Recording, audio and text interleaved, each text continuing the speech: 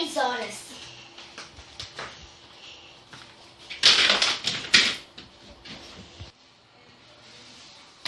Pronto.